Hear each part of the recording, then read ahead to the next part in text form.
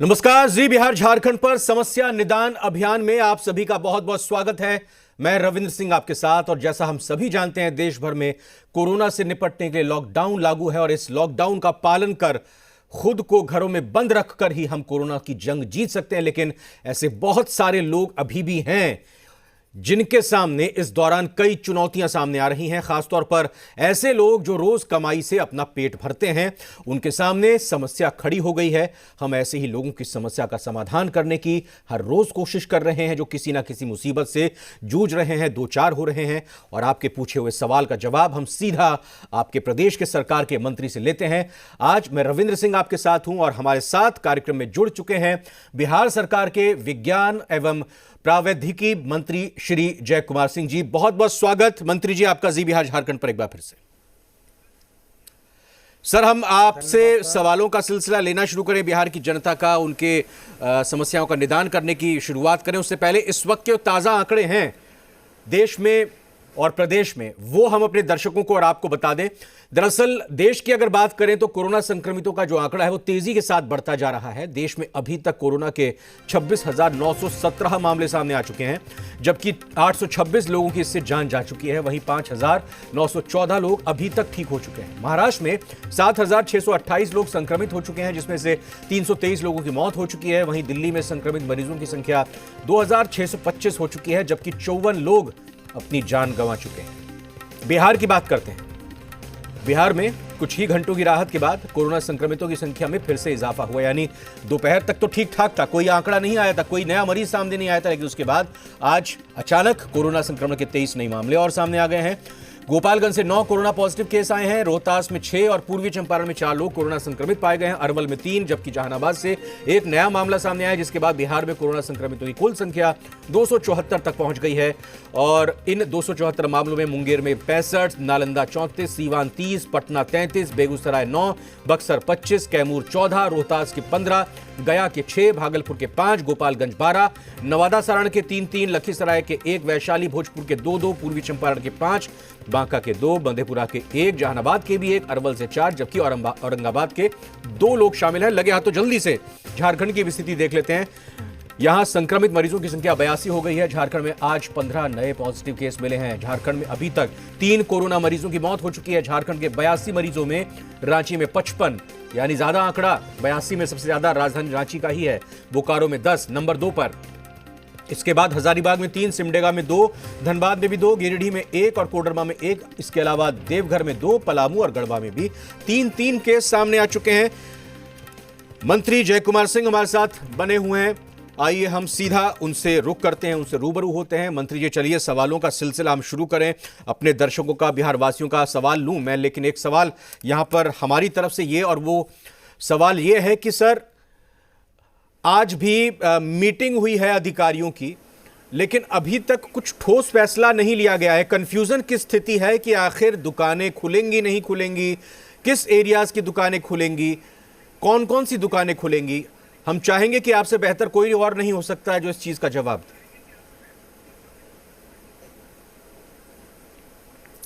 देखिए रविंद्र जी, बहुत हम लोग ये बातें आपस में और हायर अथॉरिटी जितने भी है, सीएम के साथ लगातार ये हमारी मीटिंग चल रही है कि हम आर्थिक गतिविधियां भी कैसे चलाएं जिसमें सोशल डिस्टेंसिंग मेंटेन हो और राज्य की कुछ निर्माण की भी गतियां कैसे चले। कई बातें हम लोगों की चली थी कि सोशल डिस्टेंसिंग मेंटेन करते हुए किन किन दुकानों को न खोला जाए और किन दुकानों को खोला जाए। लेकिन जिस तरीके से रोज एक नई केस आ रही है, तो रोज एक नई परिवर्तन की आवश्यकता पड़ गई है। पटना में अब जहां मैं बैठा हूं, इसके 3 किलोमीटर की दूरी पर सभी मोहल्ला में कोई ना कोई केसेस मिला है और उसकी जो ट्रेवल हिस्ट्री खोजी जा रही है। तो सबसे ज़रूरत है अभी हम लोगों का जनजीवन को देखना, ह्यूमन वैल्यू को देखना। हम आर्थिक गतिविधियां थोड़ी विलंब भी होगी तो चलेगी, लेकिन हम जीवन प्रभावित ना हो, इसकी प्राथमिकता हमारी बड़ी अच्छी बात है। प्राथमिकता पर मानव जीवन आप रख रहे हैं, लेकिन ये तो केंद्रीय गृह मंत्रालय की तरफ से सर निर्देश आया और उसके बाद फिर वो छोटे छोटे दुकानदार जो दूर दराज गांव में रहते हैं वो टकटकी लगाए देख रहे हैं कि भाई हमारा काम धंधा इतने दिनों से बंद है और हम इधर गांव में रहते हैं, यहाँ हम या यूँ कहें कि अर्ध शहरी इलाकों में रहते हैं। शहर की बात छोड़ दीजिए, राजधानी की बात छोड़ दीजिए, लेकिन ऐसी जगहों पर लोग जहाँ पर दुकानें खोली जा सकती हैं और वो कुछ ऐसी दुकानें जो कि हम अभी के वक्त की जो ज़रूरी सामान की सब्जी हुई, फल हुई, दूध की दुकान है या कोई और ज़रूरी दुकान है, उसके अलावा और भी कुछ दुकानें हम खोल सकते हैं। तो इस तरह के निर्देश का इंतज़ार है जनता की तरफ से। हमें उम्मीद है कि जल्द ही आप इस पर फैसला लेंगे।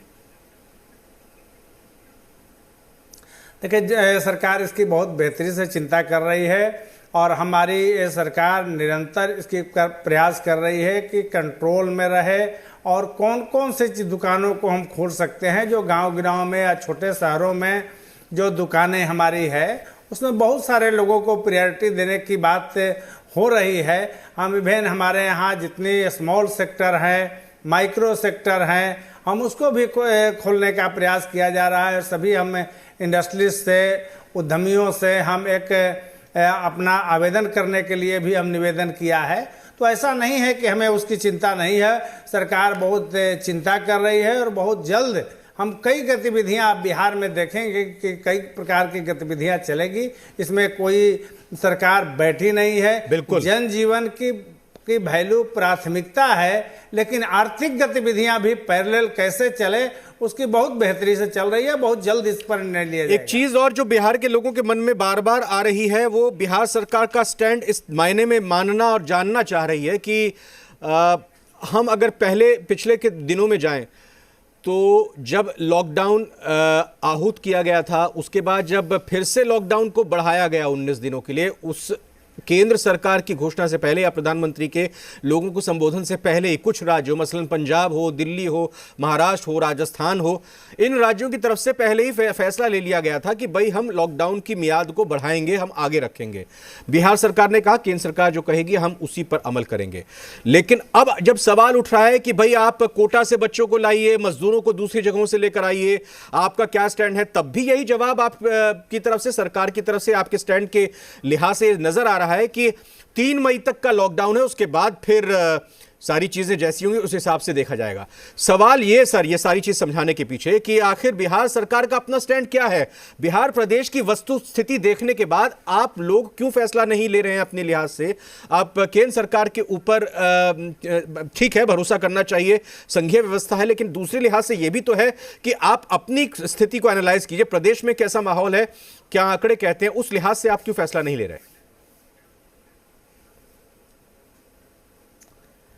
देखिए रविंद्र जी, इसमें बहुत राजनीति हो गई। ऐसे समय में जब इस देश संक्रामक काल से गुजर रहा है, इसमें राजनीति की कोई एंट्री नहीं होनी चाहिए थी। मानवता की बात होनी चाहिए थी। जनजीवन को और कैसे बेहतर बना सकते हैं, कम से कम जनजीवन नुकसान कैसी हो, इसकी चिंता होनी चाहिए थी।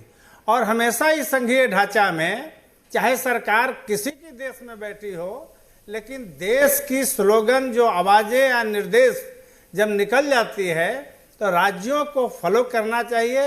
यही बेहतर प्रजातंत्र का और लोकतंत्र के सुंदरता का और बेहतरी है।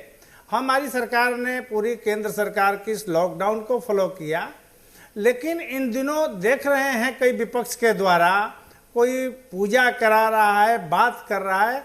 अब भाई वर्क कल्चर आपके पास नहीं है, ना आपको अपने दायित्वों में कोई है।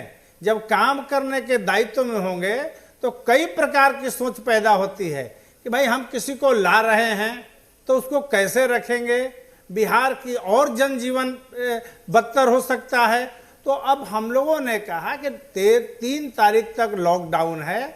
भारत की सरकार की शीर्ष की कुर्सी पर बैठे हुए भारत के आदरणीय प्रधानमंत्री का ये उनकी भी चिंता है कि देश के कई राज्यों के बच्चे वहां पर हैं, कई राज्यों के मजदूर, खास तौर पर बिहार और उत्तर प्रदेश और झारखंड का जो लेबर्स है, जो हमारे माइग्रेंट लेबर है, वो फंसे हुए हैं। उनके लिए भी कैसे छूट दी जाएगी, इसका हमारी सरकार जय कुमार सिंह कर रही है। और हमारे बच्चे प्रिय हैं जी, हमारे बच्चे प्रिय हैं और हमारे लिए बहुत बहुमूल्य हैं। आज के युवाओं को आपके चैनल के माध्यम से मैं ये निवेदन करना चाहता हूं कि आप कल का भविष्य हो, कई संघर्षों को सामना करोगे और अब से ही यदि संघर्षशील नहीं बनेंगे इस देश मर्यादित नहीं होगा। आपकी एक परीक्षा की घड़ी है, अब घबराओ मत, बिहार आपके साथ है, हम आपको जरूर वापस लाएंगे, लेकिन आप कोई बाधा मत तोड़ो, केंद्र सरकार के निर्देश की अवहेलना न हो, हम जरूर लाएंगे। और बच्चे साहसी होते हैं। और अब आप जय कुमार सिंह जी कदम बिल्कुल दिखाने का चिंता जरूरत पड़ जता गई रहे है। हैं बच्चों का, जीवन डिटेल में हमें बात कह रहे हैं, उनसे ये गुजारिश भी कर रहे हैं, अपेक्षा भी कर रहे हैं कि वो संयम बरतें ऐसे वक्त में। भूख हड़ताल पर भी कुछ लोग बैठे, उनके जिस हॉस्टल में पढ़ाई करते हैं जहां पर, वहां पे मैस बंद हो चुकी है। बिहार सरकार के किसी नुमाइंदे ने सर कोटा में विशेष तौर पर या बाकी जगहों में, मैं कोटा को केंद्रित नहीं करना चाहता, बाकी जगहों पर क्या आप की सरकार के किसी नुमाइंदे ने ये क्या समन्वय किया, ये क्या आप लोगों ने दिखाया उन पेरेंट्स को कि भाई आपके बच्चे भूखे नहीं हैं? यहाँ पे राजस्थान सरकार के साथ मिलकर काम कर रहे हैं, बिहार के जो प्रतिनिधि यहाँ कोटा में मौजूद हैं या देश के अलग हिस्सों में कई मजदूरों के लिए जो लोग मौजूद हैं, वो यहाँ पर रोटी मिल रही है, उनको रहने के लिए जगह मिल रही है। ये तस्वीर अगर आप दिखाते तो जो लोग यहाँ बिहार में परेशान हो रहे हैं, फिर ऐसे सवाल आपके ऊपर नहीं उठाते और विपक्ष को मौका नहीं मिलता। देखिए रविंदर जी, कई स्तर पर ये बातें हो रही है, निरंतर बातें हो रही है। हमारे पदाधिकारी के स्तर पर बात हो रही है। हमारा ये स्पीकर जो बिहार सरकार में अभी जो स्पीकर पद पर बैठे हुए विजय चौधरी जी ने स्वयं देश के स्पीकर जो कोटा से ही आते हैं, उनसे बहुत गहराई के साथ बात हुई और नम्र निवेदन किया गया कि हमारे बच्चों को किसी प्रकार की कठिनाई न हो। राजस्थान की सरकार को निर्देशित किया जाए को हमारे बच्चे को सारी व्यवस्था करे। तो ऐसा नहीं है कि बिहार के बच्चे ऐसे उनको छोड़ दिया गया है, उसका कोई गार्जियन नहीं है। हम बस थोड़ी सी धैर्य रखें, वापस आएंगे। और हमारी चिंता है और हमारी सरकार उनके प्रति बहुत संवेदनशील है, इसलिए किसी प्रकार की ऐसा चिंता नहीं करना चाहिए। और छात्रों को छात्र जीवन में संघर्षों की कई सामना करना पड़ता है, तब जाकर के कोई अचीवमेंट मिलता है। देश संघर्ष में इस समय है, मुख्यमंत्री से लेकर प्रधानमंत्री संघर्षशील बने हुए हैं। हर एक बहुत, फौज से लेकर के सोशल सेक्टर से लेकर आप बिल्कुल आप ऐसी बात कहेंगे तो सर देखिए ऐसी बात जय कुमार सिंह जी, लेकिन लोग फिर ये सवाल पूछेंगे ही कि भाई बीजेपी के जो विधायक हैं वो फिर अपने बच्चों को क्यों लेने चले जाते हैं, वो अपने बच्चों को संघर्ष क्यों नहीं करने देते। चर्चा लंबी हो जाएगी। एक चीज और बता दीजिए, आपने विपक्ष की बात की, उनकी विपक्ष की राजनीति की बात की, यज्ञ किए जा रहे हैं विपक्ष की तरफ से, आपने ये कहा, आप विपक्ष को बता भी रहे हैं ऐसे समय में क्या करना चाहिए। आपने ये भी कहा कि सरकार जो है केंद्र सरकार की बातों को मान रही है। हमें या यूं बताइए, हमें यह बताइए कि आपका जवाब इस पर क्या होगा कि जब झारखंड की बीजेपी अनशन पर बैठती है अपने घर पर, जब वो जेएमएम की सरकार से कहती है कि जो झारखंड के लोग बाहर दूसरे प्रदेशों में हैं उनको आप लेकर आइए, आप उनको क्या कहेंगे? उनके लिए जवाब आपके पास क्या है? नहीं, हम ये जवाब मैं उनको देना चाहता हूं कि फिर लॉकडाउन का डिफिनीशन बताएं। भारत के आदरणीय प्रधानमंत्री का निर्देश की बात करें, आप उनके निर्देश को अपनी सहूलियत के अनुसार मान लेते हैं और अपनी जहां सहूलियत न हो वहां अनशन पर बैठ जाते हैं। बच्चे बैठ गए, वो उनकी अपनी पीड़ा है, बच्चे हैं, वो जरूर चाहते हैं कि घर पर आएं, लेकिन यदि अभिभावक बैठ जाते हैं तो ये चिंता की विषय है। और जागरूक लोग जो लाखों को प्रतिनिधित्व करते हैं, ऐसे समय में यदि अनशन पर बैठते हैं तो मैं समझ रहा हूं कि अपने उत्तरदायित्व का परफेक्ट वो फॉलो नहीं कर पा रहे हैं और निर्वहन करने में कहीं ना कहीं चूक कर रहे हैं। एक मुकेश कुमार सिंह साहब हैं समस्तीपुर से, हो सकता है। हाँ, मुकेश कुमार सिंह जी हैं समस्तीपुर से, उन्होंने जानकारी मांगनी चाहिए है और हम आप ही से जानकारी जाहिर तौर पर लेंगे। उनका कहना है कि घर का राशन खत्म हो गया। राशन मेरे जिस घर पे रहता हूं वहां से दूर नजदीक में मेरे गांव में मौजूद है, मैं लाना चाहता हूं, इसके जरिए मैं ऑनलाइन आवेदन दे रहा हूं, लेकिन जो मेरा जिला है यानी समस्तीपुर, उस जिले का नाम ही नहीं आ रहा है। ई पास के लिए वो आवेदन देना चाह रहे हैं।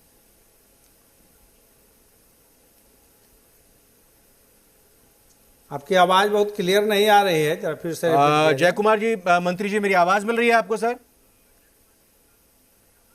हाँ बिल्कुल मिल रहे हैं। हाँ, एक सवाल यह है, मुकेश कुमार सिंह है समस्तीपुर मिल के रही रहने है। वाले। एक समस्या उनकी यह है कि अपने घर हाँ, के बताया जाए। लिए वो अपने नजदीक के गांव से गेहूं लाना चाहते हैं, इसके लिए वो ई पास का आवेदन दे रहे हैं। समस्तीपुर जिले के हैं। उनका कहना है जब मैं अप्लाई कर रहा हूं ऑनलाइन तो फिर समस्तीपुर जिला उसमें शो ही नहीं हो रहा है, दिख ही नहीं रहा है। उनके जिला नहीं, उनके तो जो नियरेस्ट जो एसडीओ होंगे, अच्छा। एसडीएम जो हर अनुमंडल में एक एसडीओ होते हैं, और एसडीओ के यहाँ उनको डायरेक्टली उनके ईमेल पर अप्लाई करना है। ब्लॉक से मिल जाएगा, गांव में कोई ना कोई उस ईमेल को जरूर बता देगा, डायरेक्ट वो करें और इसके लिए कोई कठिनाई नहीं होगी, उनको निश्चित तौर पर मिल जाएगी। बिल्कुल। और इसके अलावा एक अरविंद जी हैं नोएडा में, उत्तर प्रदेश में। यहाँ उनका कहना है छपरा के हम लोग रहने वाले हैं, यहाँ काम बंद हो चुका है, कोई मदद नहीं मिल रही है, अब घर जाना चाहते हैं। ये एक सांकेतिक सवाल है सर, इससे पहले जवाब भी आपने देखिए, दिया। ये सांकेतिक सवाल है, ऐसे बहुत सारे सवाल हैं, हम नहीं चाहते कि बार बार सवालों की रिपीटेशन हो, नाम और जगह चेंज हो, लेकिन आप जवाब इस पर देंगे तो उन सभी लोगों को जवाब मिल जाएगा जिन्होंने इस कार्यक्रम में सवाल पूछा है इस संबंध में। नहीं, हम यही निवेदन करना चाहते हैं कि देखो, बिहार के बहुत सारे लोग अपने लाइवलीहुड के लिए, व्यवसाय के लिए बाहर गए हैं। ऐसे बहुत सारे लाखों और करोड़ों की संख्या में लोग अपने घर छोड़कर बाहर हैं, कहीं ना कहीं फंसे हुए हैं, दे आर स्टक। और लेकिन उसको आप ऐसा मत समझें कि हमेशा के लिए हम लॉकडाउन आए हैं। देश जब विषम परिस्थितियों से गुजरता है तो जीना सीख लेना पड़ेगा, रहना सीख लेना पड़ेगा और संघर्ष के लिए अपने को तैयार कर लेना पड़ेगा। मैं यही बोल सकता हूँ। मेरे, आपके और एक गरीब मजदूर के संघर्ष में फर्क होता है जय कुमार सिंह जी, और उनका संघर्ष कुछ ज्यादा बड़ा होता है। बिल्कुल है, उनका संघर्ष कुछ ज्यादा बड़ा होता है, तो उनके संघर्ष को उसी लिहाज से भी हमको देखना होगा। एक बिहार के विपक्षी पार्टी के नेता, उनका यह कहना है, मैं नाम इसलिए नहीं लूंगा क्योंकि मैं आपको बताऊंगा उनका बयान क्या था तो आप खुद समझेंगे, लेकिन एक वाजिब उनकी बात यह है कि भाई जब लॉकडाउन खत्म हो जाएगा, जब चीजें आगे बढ़ेंगी, तब हम बताएंगे कि बिहार सरकार की कमी कहां रह गई। तो ये बताइए, आप उस सवाल का जवाब ये मायने में चाहते हैं हम कि आप बताइए कि क्या आपको लगता है कहीं कमी रह गई, क्योंकि अपने आप में सवाल अटपटा इसलिए है कि आप भले ही विपक्ष में हो, आप बताइए ना, सरकार को आईना दिखाइए ना कि आखिर सरकार क्या गलती कर रही है। आप इंतजार कर रहे हैं कि सब कुछ सामान्य हो जाएगा, फिर हम उंगलियां उठाएंगे चुनाव नजदीक आने के बाद कि भाई सरकार ने ये गलती की, ये गलती की। आप जय कुमार सिंह जी बताइए, आपके विभाग में, आपकी सरकार में, प्रदेश सरकार में क्या कोई कमी है अभी तक लोगों से लोगों की समस्याओं को दूर करने में? रविंदर जी, हमेशा कहा जाता है कि लोकतंत्र में एक विपक्ष आईना दिखाता है और तुरंत दिखाता है जब कार्य चालू होता है, उसी समय बताता है कि आपको ये करना चाहिए। हमारे यहाँ जो विपक्षी जिसको देख रहे हैं, उनकी सत्ता का भी बड़ी अनुभव है, तो सत्ता में भी वो कुछ किसी को नहीं कुछ कर पाए, विपक्ष के में रहकर भी सही समय पर आईना नहीं दिखा पाए हैं। उनको अभी चाहिए था, मैं एक अच्छा सलाह दे रहा हूं कि इस सरकार में जो विषम परिस्थिति में इस समय सारे व्यवसायी, नौकरी करने वाले लोग, पत्रकार बंधु सभी कुछ ना कुछ अंशदान सरकार को इसलिए दे रहा है कि आप गरीब गुरबा का मदद करो, हम आपके साथ हैं। विपक्ष में यदि दम होता तो विपक्ष ने एक अपने सारे पार्टियों को, सदस्यों को और अपने सरकार को इस आपदा राशि में उनको पैसा जमा करना चाहिए था और देश के गरीब दम है सर विपक्ष में दम है। आप जिनको कह रहे हैं यज्ञ अनुष्ठान जो कर रहे हैं, हवन कर रहे हैं, उन्होंने कहा हमारे पास बस है, हमें इजाजत दीजिए, बस हम ले जाएंगे आगे जाकर, और जिनको लाना है अपने गरीब मजदूरों को, बच्चों को, छात्रों को ले आएंगे। आप उनको क्या कहेंगे? और बस की अगर जरूरत है, आप उनसे कुछ सहयोग मांगेंगे कि बिहार में जहां जहां कर्मियों को इधर से उधर ले जाने में जरूरत है तो आप उनकी बस मांगेंगे क्या?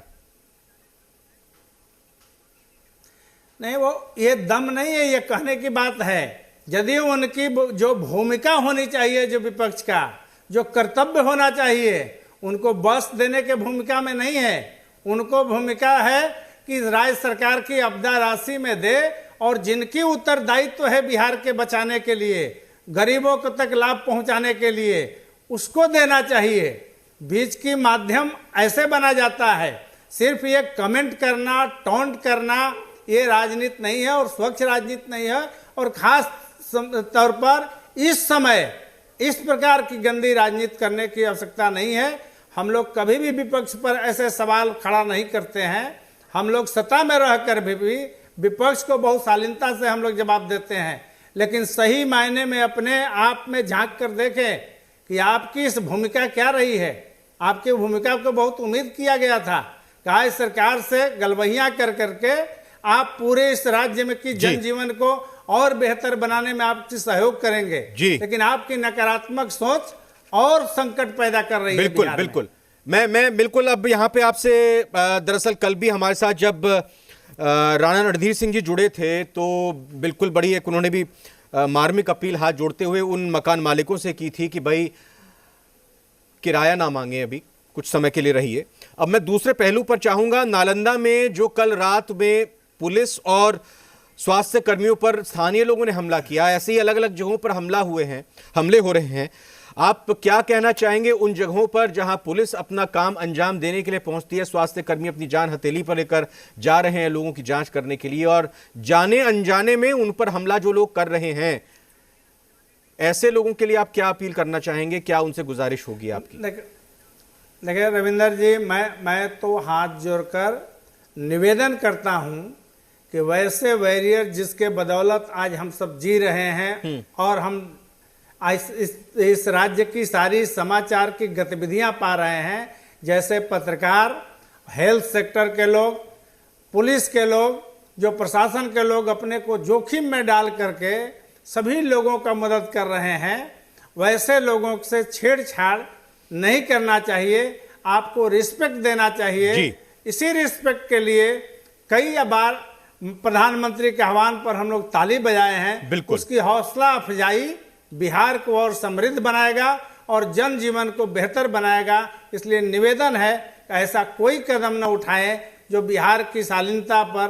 बिल्कुल, आपकी इसी अपील के साथ मैं बहुत बहुत शुक्रिया करना चाहूंगा मंत्री जी, आप जी बिहार झारखंड पर जुड़े और जो जनता के सवाल थे, जो हमारे सवाल थे, जो इस वक्त की वस्तुस्थिति है उसको लेकर आपने तमाम आशंकाएं दूर की, उन पर जवाब दिया। बहुत बहुत धन्यवाद आपका हमारे साथ जुड़ने के लिए। और इसी के साथ समस्या निदान अभियान के आज के इस कार्यक्रम में इतना ही। आप बने रहिए जी बिहार झारखंड के साथ। नमस्कार। SRMB TMT